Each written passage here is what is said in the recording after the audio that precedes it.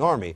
Will, to your point about whether they're exporting terror or not, how long do you think the U.S. could, assuming this Hamas/Hezbollah version of governance, which is what we're seeing now, they're providing basic services, they're not killing people that agree to play by their rules in the Islamic State, how long can we exist with a jihadistan that has an army that is operating under flag and moving militarily and controls these areas if it doesn't attack the U.S.? Will we allow this? Hamas exists, Hezbollah exists. Is there a possibility that these guys actually set up a state and we don't care? Are you asking me a should question or is there a realistic prediction? No, because the should answer, by the way, is as long as we can completely tolerate it. When is it in our own national interest to go around and dictate the exact form of government other countries should have? When it imposes upon us, when it affects us, our allies, or our trade. As far as I'm concerned, if ISIS, and more importantly, the people of this region want to self-govern in this way, go for it until you export terrorism towards the United States or one of our allies or one of our trade routes.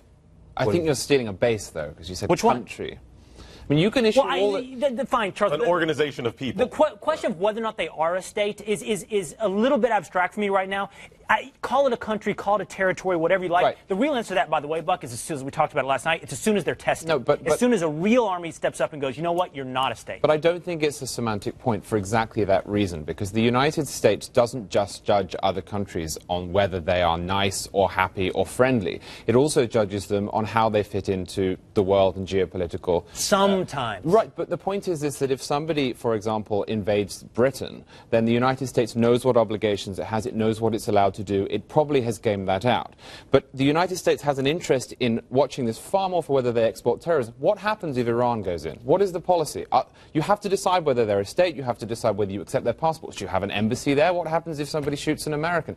These questions matter far beyond terrorism. Right, okay, so recognizing them is one question, doing something about it is another. And Will, to the point about the confrontation that would come from an army, they do have something of a standing army now. They fly a flag, they actually move in military formation, they're operating in the open in a way that the Islamic State of Iraq, their precursor organization, never did. The only thing that's going to stop them from becoming a state at this point is the army of another state. Right. And it probably isn't going to be the Iraqi army, I will point out to you. They may just say, we're keeping the Shia part of this for ourselves. So that's why they actually may become a state, and then we have to start thinking about whether there's going to be an acceptance of that in the international community. Who would stop?